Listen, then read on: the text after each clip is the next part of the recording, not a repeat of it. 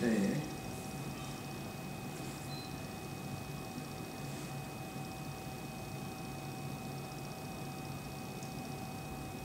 it's a very beautiful idea. We don't have Mother's Day in India, or Father's Day in India. I guess every day is Mother's Day and Father's Day.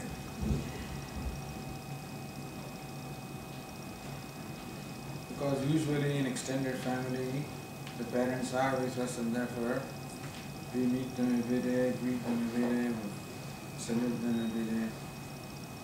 Here I think the children meet with the parents or mother on Mother's Day. She is coming especially on Mother's Day.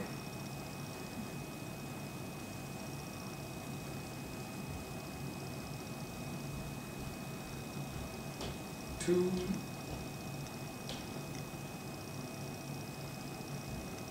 remember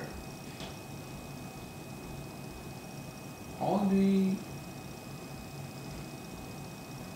contribution that mother has made in the life of children.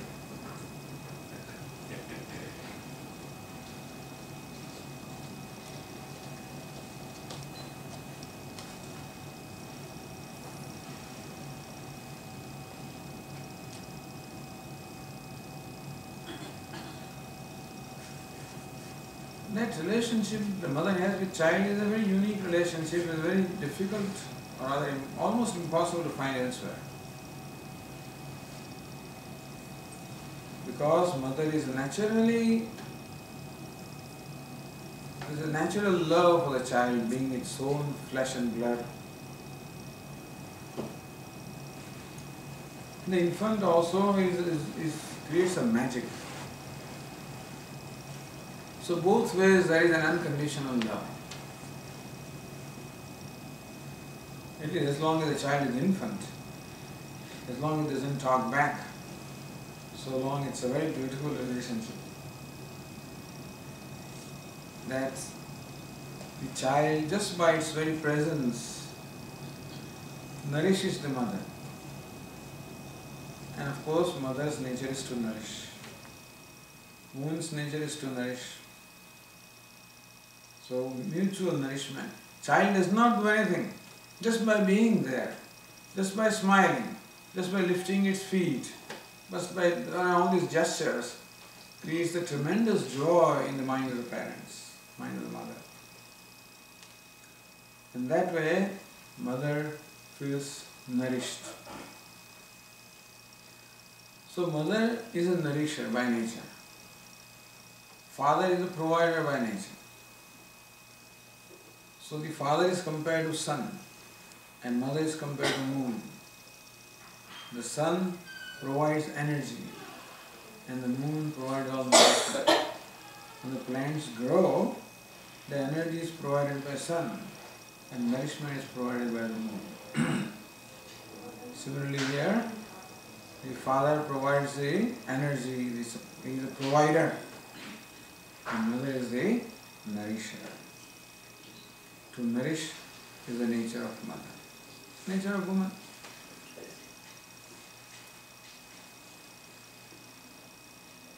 But sometimes we forget that the one who nourishes should also be nourished. It's very important that the one who nourishes should also be nourished. Like a tree nourishes by giving us shade, fruits, flowers, leaves and whatever. But the tree can do provided the tree also is nourished in turn. Also requires water, it requires manure, it requires sunlight, it requires to be nourished. So mother also requires to be nourished. And that becomes the duty of the children. So far we have been nourished by mother and father of course is included. And then when we grow up, it becomes our duty to nourish them. When we are children, we are the consumers. When we grow up, we should become contributors. A tree, when it grows, it's a sprout and then becomes a plant and needs a lot of care. to provide a fencing to protect it from the attack of animals, provide fertilizer, water, soil. The plant is, bends down, provide the support. All this is required for a sprout and a plant to grow into a tree. Once it grows into a tree, then it doesn't require any care. Then it provides the care. So when the tree was small, it was a consumer. When it becomes big, it becomes a contributor. This is how it should be. Similarly also, children when they are small, they are consumers. They need to be nourished and nurtured and cared for. When they grow up, they should become the contributors. They should nourish and nurture. Important. In India also, this everywhere is important. The reason why the old people's homes are growing in India also is because of difficulty. That sometimes the children are not in a position to take care of the parents, but they should. And here also that becomes our duty. Of course, in this setup of the North America or the Western setup, it may not happen that the children live with the parents and take day-to-day care of them. In India, in an extended family, the children are able to take care on a day-to-day basis of the parents and elders. That way, extended family is a very beautiful system. In this setup also, in whichever way we can, we should make the parents feel taken care of. But being mother is a great privilege. It is culmination of a woman's life, really. Woman is designed to be mother, and she has fulfillment in being mother. And so, it is quite appropriate that, well, in a way it is unfortunate that there is one day for mother in the whole year. Every day belongs to mother, really. But anyway, it is one day assigned so that we remember the mother and remember all the nourishment, all the contributions that she has made in our life. Mother is the first teacher. So mother is the first teacher, then comes the father, then comes the teacher of the Vedas, and then comes the teacher of the Brahma Vidya. Mother is the first teacher. And the way she is able to communicate with the child and help the child grow, plant the seeds of, samskaras or the good values. What a child is ultimately is how the mother has actually molded the child. Because they are the formative years. They say that by the time the child becomes 3 or 4 years, it has grasped most of the things. And that is the time when the child is in the care of the mother. And so, whatever mother does, whatever she will implant in the child, is what remains with the child for the whole of the life. So, mother's contribution is unparalleled. And so, we salute the mother.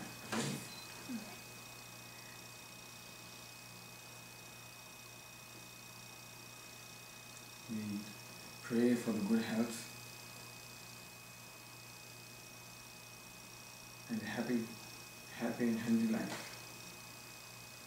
so that we keep on nurturing and nourishing. The children are not around, you can do it in whichever way you can, because it's nature of woman to nourish, and so you do that. That's where the fulfillment is.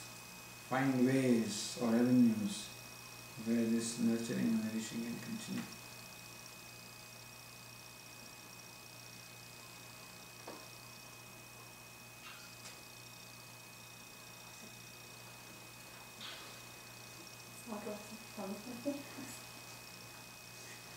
You know what you have to do now.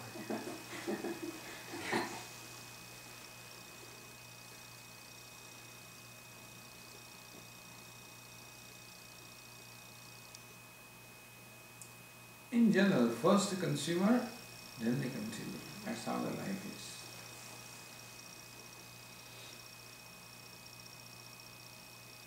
In the first phase of life, there are the 4 phases of life, the 4 stages of life. Brahmacharya, Grihastha, Vanaprastha and Sannyasa. Brahmacharya, the life of a student. Grihastha, the life of a householder. Vanaprastha, the life of a forest dweller. And Sannyasa, the life of a renunciate. So all the 3 are consumers. In Brahmachari, a Vanaprastha and a Sannyasi, all are consumers. Grihastha is a provider. A householder is a provider to the whole universe. Because the Brahmachari gets bhiksha, likes food. A Vanaprastha also, and a Sannyasi also. All the 3 other stages are supported by the householder. And so life householder is an extremely important stage of life.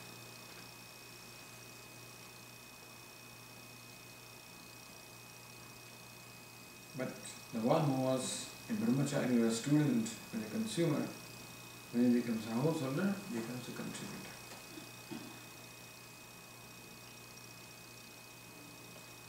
That is how there is this principle of duty. That is a very important concept in the Vedic culture and unique to the Vedic culture, the culture of duty. I mean the idea or the concept of duty.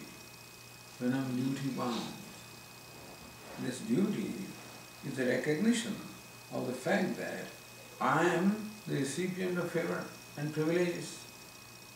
That the world showers its privilege upon me, and I should also return that favor. Of course, the duties are first to the most immediate ones, and so to the parents and to the immediate family, your first duty, because their contribution in life is most evident. But our scriptures recognize that the whole world contributes to you. So there should be a place in our life, a place for not only our immediate family, of course it should have, but for an extended family. We are all members of a large extended family. The other members of society also, the needy, they are also part of our family. We should sort of try to contribute something to them also. And then even the animals, even the plants and trees, even those insects, all of these also are a part of our family. And we should provide for them also, to the extent that we can. Therefore, typically, in the life of a householder, there were 5 offerings every day. One is offering to the departed souls, because they have contributed to our life, and this is my contribution to wherever they are. Second is offering to all devotees or gods.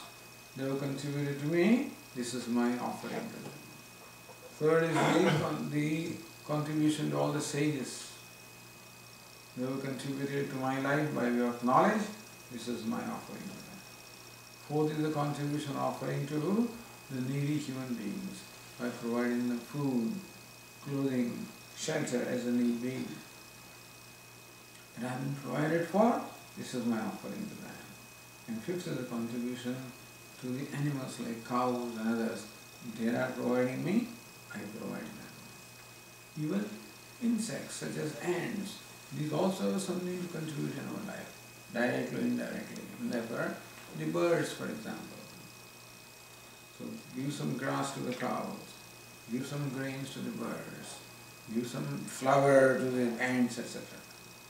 So in the olden days there was a custom of having a design, the rangoli in the front of their house, and usually they would use rice flour. So the ants would have their meal from that. So how there was a harmony, a symbiosis, a harmony with them.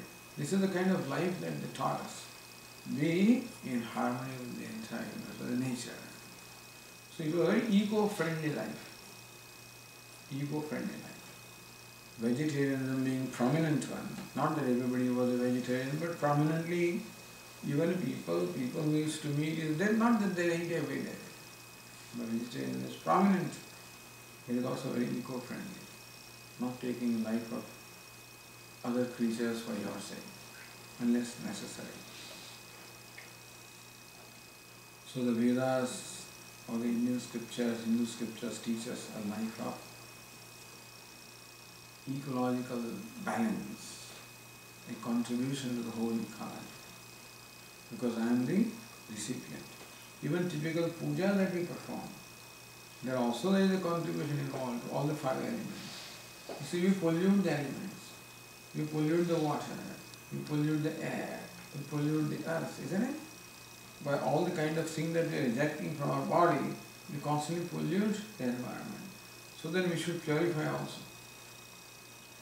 And therefore, you ring the bell, you chant some verses, holy verses and name, so there is all sound, which is a property of space, purifying the space. You have this incense stick, purify the air. You have the food offered to the Lord, purifying the water element. Or you offer the light, purifying the fire element. All different elements are purified. So we worship everybody. The whole nature is a devata. God, earth is also a devata, a God for us. And so also is fire and air and water and sun and the moon. All these are worshipped as deities because there is an indirect contribution from them to our life. So there must be some offering involved to them as well. Because devatas also need nourishment. When they nourish, they also need nourishment. So we make offering in the fire or offering at the altar in the puja, in symbolic nourishment to the devatas. When we offer them, Lord Krishna says that may you nourish the devatas, propitiate the devatas, the deities, and may they propitiate you, and thus propitiating each other, may you both grow.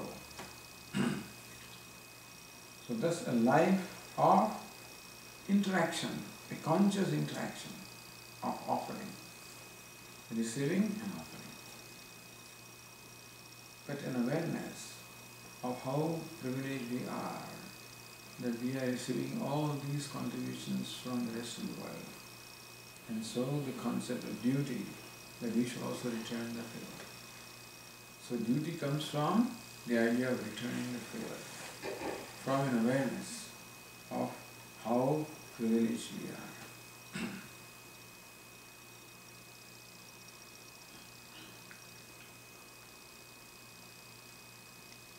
Swamiji, coming back to what you just said, and you answered my question, because there is a sequence of contribution also. All the last few years, I keep thinking I want to help needy kids, but then I think my duty before that is I have to help the family, my extended family. So it never comes, I mean, after you do for the family or whatever, all the other duties, there is never enough to contribute towards the needy people in the society. So this was it, I keep thinking all the time, but it never happens. Well, and I feel guilty sometimes. The only way it can happen is that you and your immediate family to whom you are providing should get together and discuss. Is there a way that we can cut back on our consumption? There must be avenues for small cutting back on our consumption. Then a little will be left over, which you can continue. So contribution is not because you have excess. Contribution is that you in fact cut back on your needs and provide. That would be ideal contribution. That you have more and so you are giving, of course, is good. But you consume less and then you give is even better. So children also, the expense money that is offered to them, they save from that. Little children. And save in those, what do you call them? The hundi. Put some coins. And then they... So like that, everybody has always the room for cutting back a little bit. If you are watching 3 movies in a month, watch 2 movies. You go into a restaurant, I don't know, once in a month, twice a month, cut back there. At home you can cut back here, cut back here. Instead of 5 dishes, make 4 dishes and cut back. That's how the Prime Minister of India, Lal Bahadur Shastri, when there was a tremendous shortage of food in India, he said that observe fast 1 evening in a week, Monday evening. Yeah, I remember that. We did that. And that much one can cut back. Fasting for the whole week or even whole day may be difficult, but 1 meal. Not the whole meal, simplify the meal, and then whatever little is left, continue. Then you won't feel guilty. You feel very happy that I've given something from myself, my share. There is a greater satisfaction when you give from our own share. And I'm sure that the family will be happy to cut back a little bit. Each one will find satisfaction.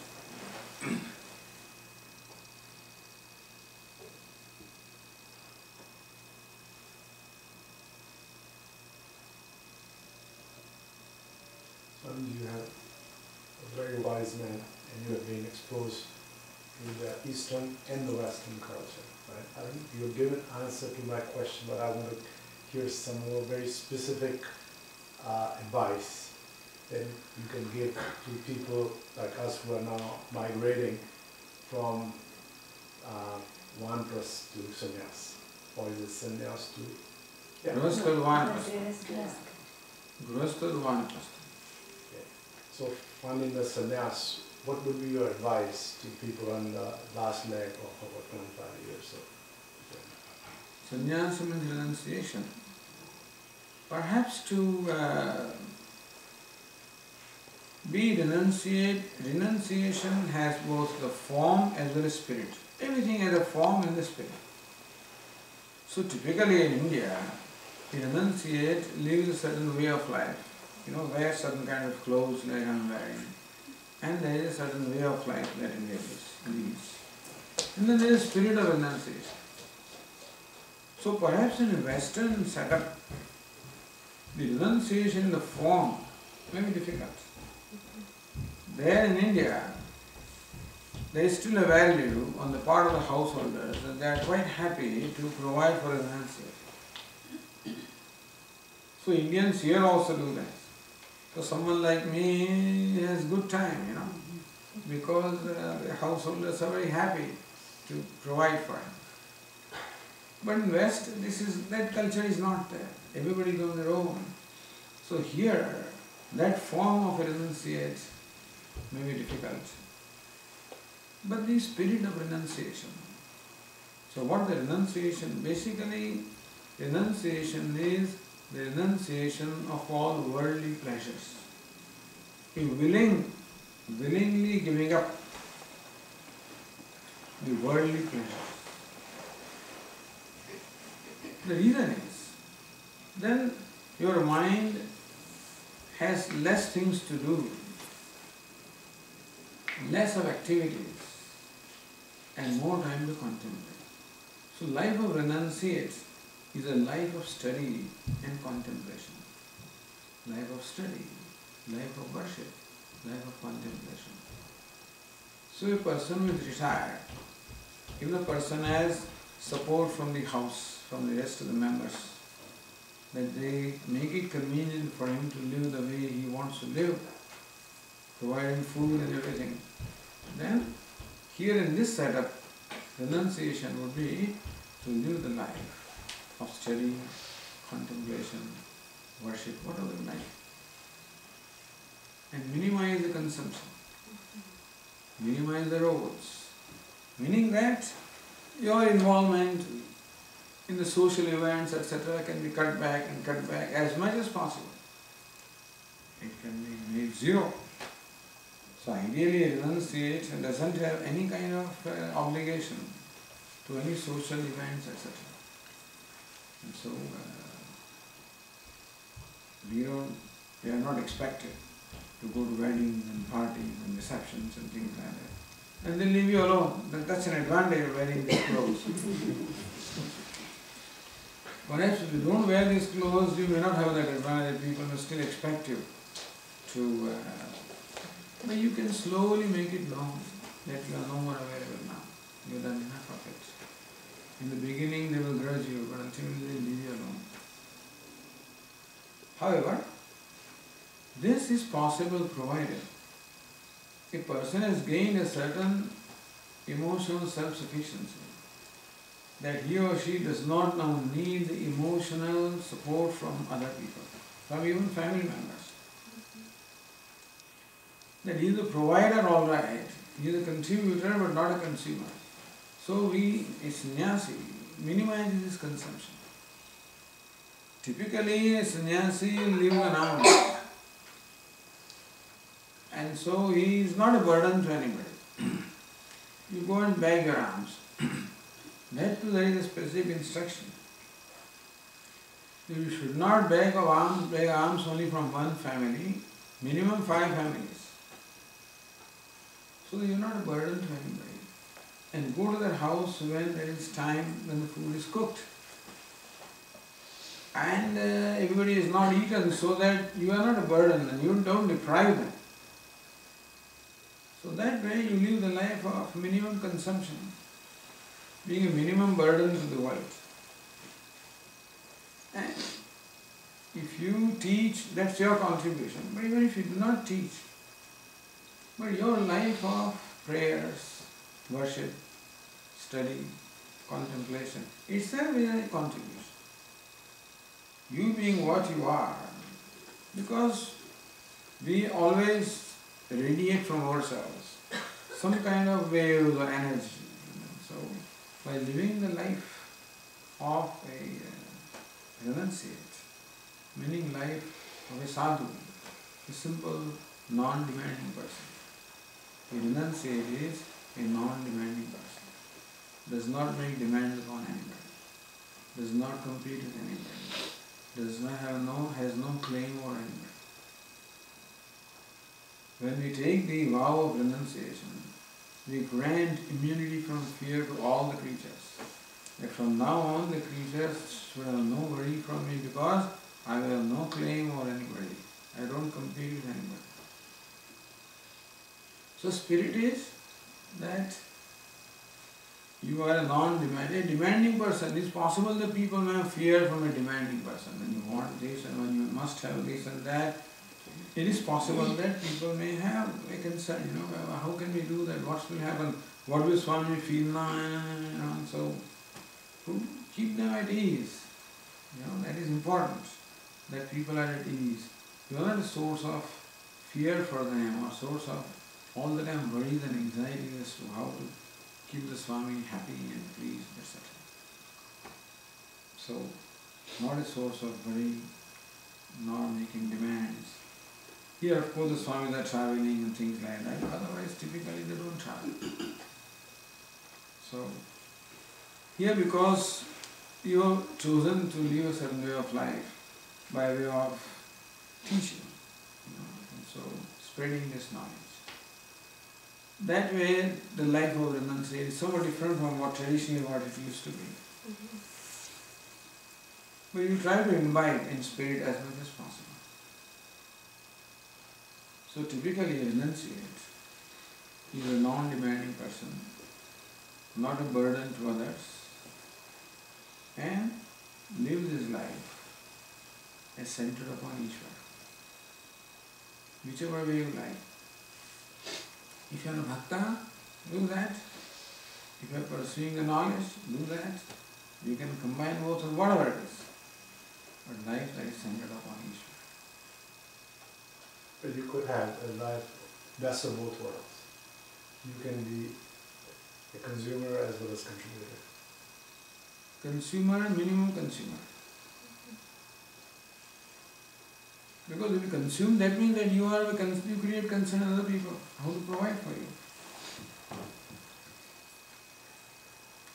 Even if you live in the family, you consume minimum so that other family members, you are a matter of least worry.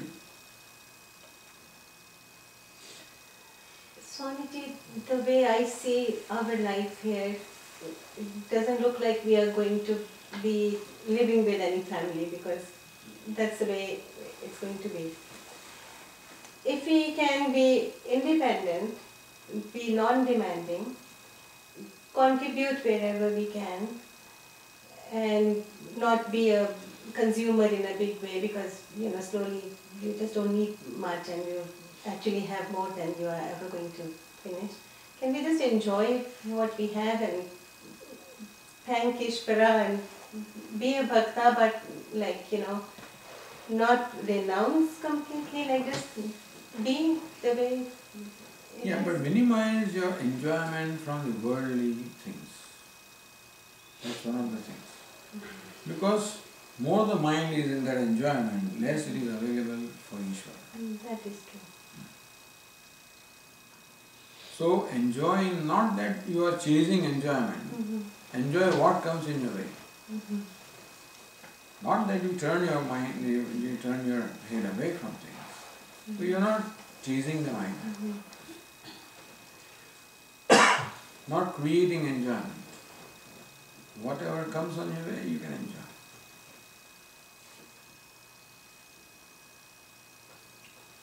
Swami, just to follow up that, in that Ishavasya shloka, there is ten takten bhunjitha. What's the meaning? Can you weave that into this? Yes, there is a statement, famous statement, tena tyaktena bhunjitha.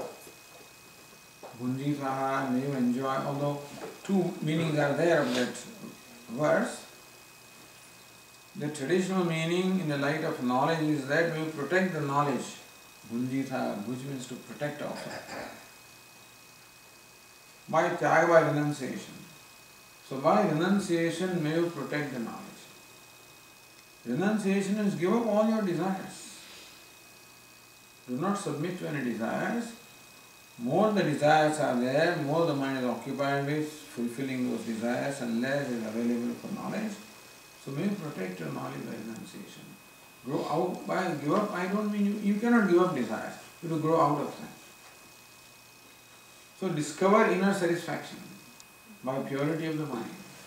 By our practice of worship, contemplation, discover more and more the inner peace, inner contentment. So more we discover inner contentment, less is our need from the external world. So that is how a renunciate can afford to be a minimum consumer. If you don't consume and if you don't have inner peace, then life is miserable. But the freedom from external consumption comes as a result of discovering inner contentment. So discovering inner contentment is called the growth. So as a householder, if you have lived a life where you can progressively discover the inner contentment, where your consumption is reducing, that at the end of life, householder, you are ready now as a contributor. By contributor, you need not even go out, but just wish well. Then you can protect the knowledge by renunciation. Other meaning is you enjoy by renunciation. So enjoy what there is. But by renunciation means that you don't have that enjoyment by passion. Have enjoyment with the detachment. What I am saying is, whatever is there, every moment you can enjoy what there is. But not chasing that enjoyment. Not with passion that, if you enjoy with attachment, you become dependent upon that enjoyment. So enjoy remaining independent, maintaining your freedom. So they say that eat food, but let not food eat you.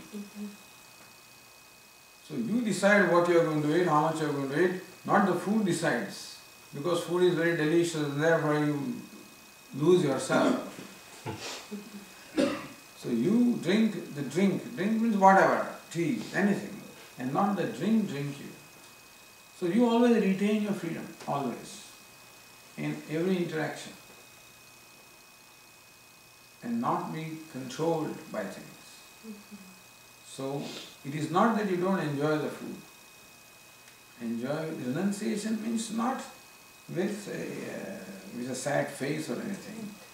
Enjoy it as prasad.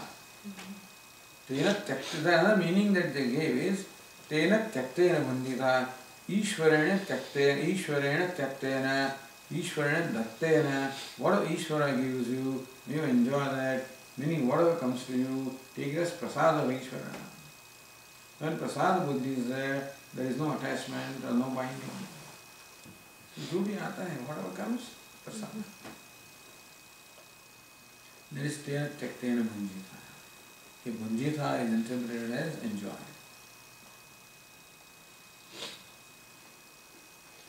Might as well complete the other part. Ma Buddha Kasya Svidhanam. The next line says, do not covet anybody's wealth. Ma Buddha Kasya Svidhanam. Dhanam wealth. Kasya Svid of anybody. Ma Buddha, do not covet anybody's wealth. Kasya Svidhanam. Whose wealth it is? Kasya Svid. It belongs to Ishvara. So wealth doesn't belong to you. So don't own the wealth. You are a trustee of the wealth. And therefore take the minimum because you are a trustee and make available the maximum for those who are needy. So even with your own wealth, there should not be covetousness, greed, attachment, that even from your own wealth you take what is minimum required. This case of Aurangzeb is very well known about that. He was an emperor, Aurangzeb. But he did not. He was the most cruel person.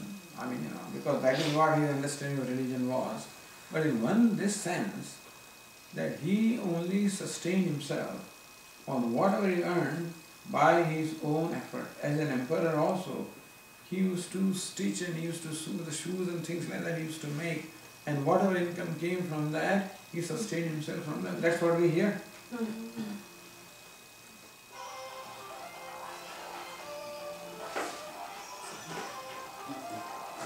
So that way, Ma Grudaha Kasya Svidhanam. You will not even covet your own wealth, meaning that you will not relate your wealth with greed. What is greed? Greed is that we are not satisfied with what we have and we cannot part with what we have. Greed has two aspects. Not satisfied with what we have, so you want more and more because you don't feel secure with what you have. And because you are insecure, you can't part with what you have. So your relation with wealth should not be one of greed. So Gardhi, you see this, there is a bird, that is vulture. That's called Grudham. Vulture. And vulture always looks down, it is flying high, looking down on a piece of meat. So also, don't have that kind of relationship with wealth. Nobody's wealth you should covet, even your own wealth also you should not covet. Knowing that it is all Ishvara's and you are a trustee, you take the minimum from that. These are very beautiful principles. The extent to which we can implement them in our life, to that extent. So if this is done while being a householder, Tena Tyaktena Bhunjita, the life of a householder, is permitted. Artha and Kama. So comfort and pleasure are permitted in life of a householder. They are not permitted in any other way. For brahmachari, vanaprastha, sannyasi, no artha kama. Only what you need to sustain. But a householder can have pleasures.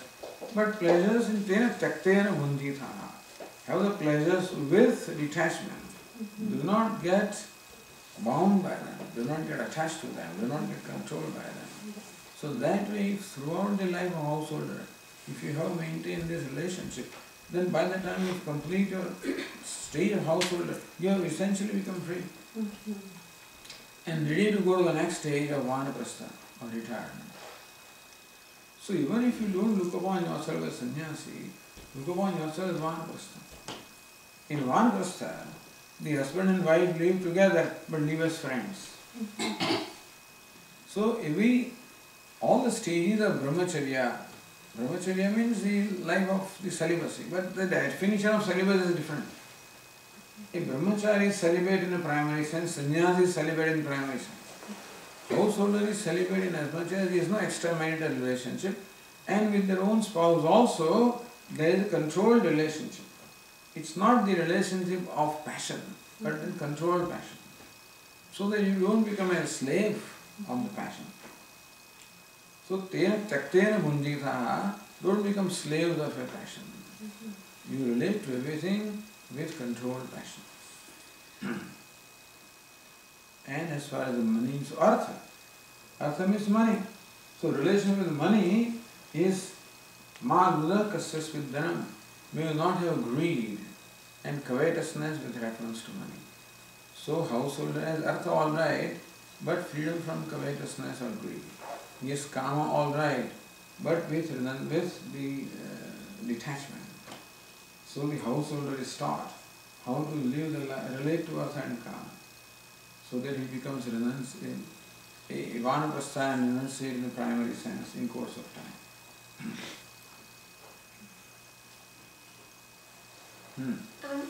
You spoke a little bit about how we should be harmonious with the universe and a little bit about vegetarianism. So I was just wondering, what are your thoughts on veganism, and do you think it's negative? Veganism, well, you see, at least in the vegetarianism which was practiced and which is practiced still in India largely, was based on an agricultural society where there was a large dependence upon cow. So cow was sort of a central element in the life of people. That's why worship of cow. So they did not see anything wrong in consuming the cow's milk. You feed the cow and feed the calf, and the remaining milk you can consume. Therefore, there was no veganism. There was the vegetarianism, where dairy, and in fact, the butter and the clarified butter, that is called ghee, made of cow, was considered very healthy. Ayurveda ghrutam by rai. So, ghee was equated to longevity. More you consume, longer you live. So therefore, the milk and all the milk products, the cow gives rise to 5 kinds of things, It gives rise to milk, and then urine, and cow dung, and curd, and ghee. These 5, it's called the panchagavya. The 5 products are considered very valuable. So there was no veganism that way. Today, as long as the life of a vegan is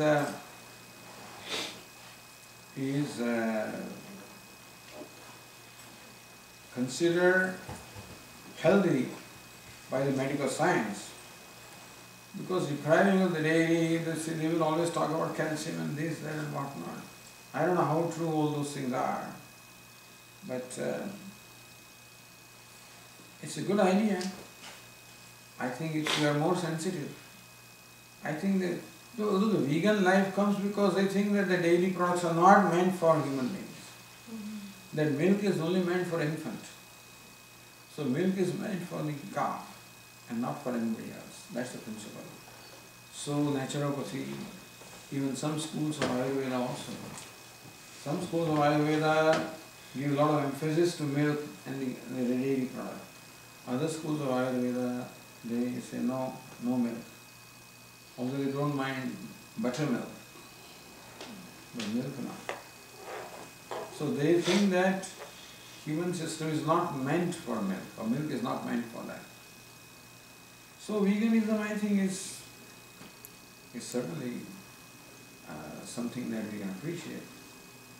Although it becomes more difficult, vegetarian itself is difficult in this world, which is particular Western world, where there is predominance of meat, flesh, and veganism would be even more difficult. But I think it's a very good idea. You don't think it creates some deficiencies?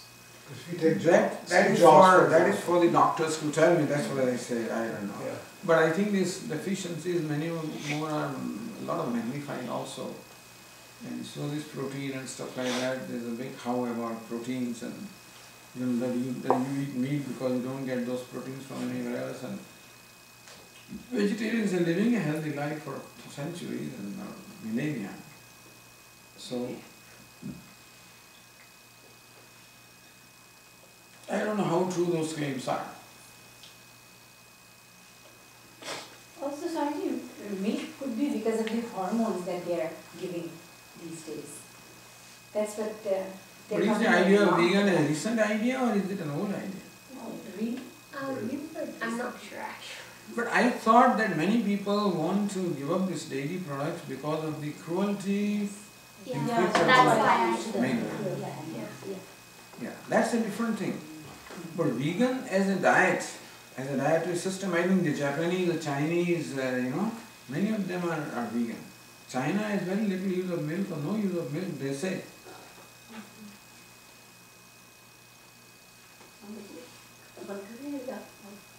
ठीक है, कितना बजा? Thank you so much for coming to us. I know we all look forward to your talks every year, and thank you so much for coming and sharing, teaching us and sharing your wisdom with us. I know Mother's Day has become sort of a tradition. We really appreciate you coming and spending with us and with our family and all our friends here. We have a small request for you. It's my father's milestone 60th birthday on Tuesday. So if you could give him your blessing, and we'd appreciate that. Very good. The 60th birthday is a significant event. Completing 60 years in the Indian tradition is a significant event. I think they perhaps thought that 60 years was the typical lifespan, So if you cross 60, you are a new lifespan. It's a bonus after that. It's a bonus after that. Also, every